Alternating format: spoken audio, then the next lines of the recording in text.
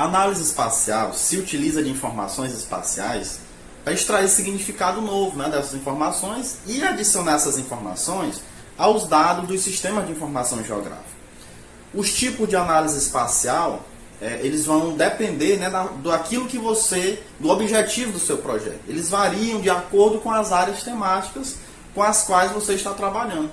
Então as pessoas trabalham, por exemplo, com a gestão da área e a investigação, por exemplo, dos interessados em relação a analisar o terreno e a questão da modelagem de água. Eles vão estar diretamente trabalhando aí como essa água se move, né? Principalmente por feições do tipo linhas, certo? Quem estuda, por exemplo, a vida silvestre, por exemplo, os biólogos, né, eles se interessam em funções analíticas que lidam com as localizações dos pontos de vida selvagem e sua relação com o meio ambiente, ou seja, lidam com pontos e polígonos. Você já deve ter ouvido falar no buffer. O que é um buffer? É o que nós vamos explicar agora, né? Esse vai ser o foco da nossa fala. Inicialmente aí nós temos o buffer in detail, né, que normalmente cria duas áreas, uma dentro, certo, de determinada distância da feição real selecionada, que é o que a gente chama de buffer zone, e outra que fica fora, certo? Uma área dentro e uma outra fora. O buffer zone é qualquer área, né, que serve ao propósito de manter no mundo real uma distância, certo, um do outro. É exemplo das zonas de amortecimento em unidade de conservação, certo? Que gira em torno de 3 a 10 km. Um outro exemplo é a fronteira entre os Estados Unidos e o México, que também é separada por uma buffer zone. É importante a gente lembrar que o buffer é uma ferramenta que pode ser aplicada nas três feições vetoriais, ou seja, num polígono, numa linha ou num ponto, tá bom? É importante que vocês lembrem disso. Nós temos ainda as variations in buffering, que estão diretamente ligadas à distância ou tamanho do buffer, certo? Que pode variar de acordo com os valores numéricos que estão presentes dentro da tabela de atributo da camada de vetor para cada uma das feições.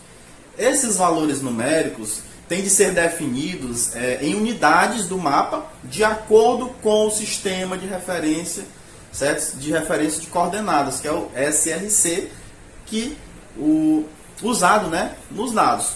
Por exemplo, a largura do buffer ao longo de margens de um rio ela pode variar, por exemplo, de acordo com esse rio ligado, por exemplo, ao código florestal, certo? Temos outro tipo aí, os multiple buffer zone, né, que está associado a uma feição que tem mais de uma zona, ou seja, são zonas múltiplas. Por exemplo, uma usina de energia nuclear ela pode ter buffers com distância de 10, de 15, de 20, de 30 km, ou seja, formando uma área aí de anéis, certo, ao redor de uma planta. E isso está ligado aí à parte de um plano de evacuação caso haja algum acidente nuclear. Temos ainda as buffer with intact or solvent boundaries. O que é isso? Esse tipo de zona, né, de buffer, ele ocorre quando se dissolvem as fronteiras, de modo que não há uma área de sobreposição entre as buffer zones, certo?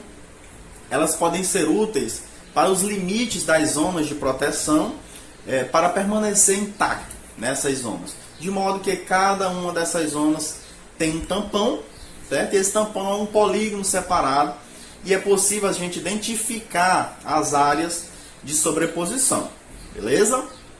Temos ainda as buffer outward and inward.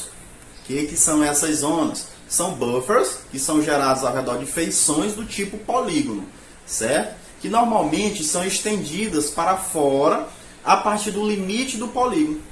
Embora seja possível criar uma zona, um buffer, né, para dentro do limite do polígono, tá bom? Nós vamos ter ainda que essas buffers, né, elas se relacionam aí à questão de que é preciso atentar para alguns elementos, certo? As buffers, quando você vai fazer um buffer, é preciso que você se atente para alguns elementos. Nem todos os aplicativos SIG, né, eles permitem criar buffers em ambos os lados, ou seja, dentro ou fora. É preciso se atentar também para a distância do buffer, né, que sempre tem que ser definida com um número inteiro ou decimal. que é definido pelas unidades do mapa, ou seja, metros, pés, graus decimais. E isso vai depender do sistema de referência de coordenadas de cada vetor.